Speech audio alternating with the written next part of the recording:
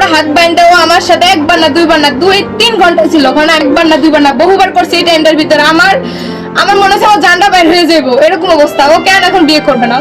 ওর কাছে আমার ভালো লাগে এইসব আস্তে, মানে প্রথম যেভাবে সব সম্পর্ক হয় ওইভাবে হয়েছিল। আমি বলছিলাম কি বিয়ের বয়সে সে প্রস্তাব দিয়ে লজ্জা দিবেন না, আমি ওর এই কথাটা বলছিলাম। ও বলতেছে রিলেশন করি আমরা, আমি বলছিলাম রিলেশন আমি করবো না, বিয়ে করলে আমরা। জানা গেছে সামাজিক মাধ্যম থেকে শুরু হয়েছিল সুমন ও সুরাইয়ার পরিচয়।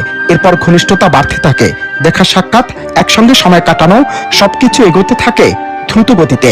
কখনো হোটেলে, কখনো নির্জন স্থানে তাদের সম্পর্ক গড়ায় শারীরিক ঘনিষ্ঠতায়। অভিযোগ রয়েছে প্রতিবারই বিয়ের আশ্বাস দিতেন সুমন, আর সেই আশ্বাসে বিশ্বাস করে নিজেকে সম্পূর্ণভাবে সঁপে দেন সুরাইয়া। কিন্তু হঠাৎ করে বদলে যায় সুমনের আচরণ, যোগাযোগ কমিয়ে দেন, এমনকি বিয়ের বিষয়টি এড়িয়ে যেতে থাকেন।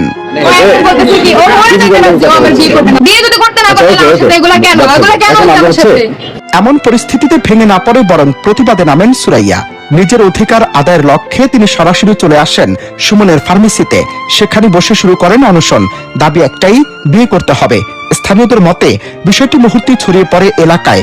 উৎসুক জনতা ভিড় জমায়, কেউ সহানুভূতি দেখায়, কেউ আবার প্রশ্ন তোলে সম্পর্কের নৈতিকতা নিয়ে। আমার দাবি ও এই মুহূর্তে আমার বিয়ে করবে। ও আমার সাথে এগুলো করছে না, ও আমারে বিয়ে করবে।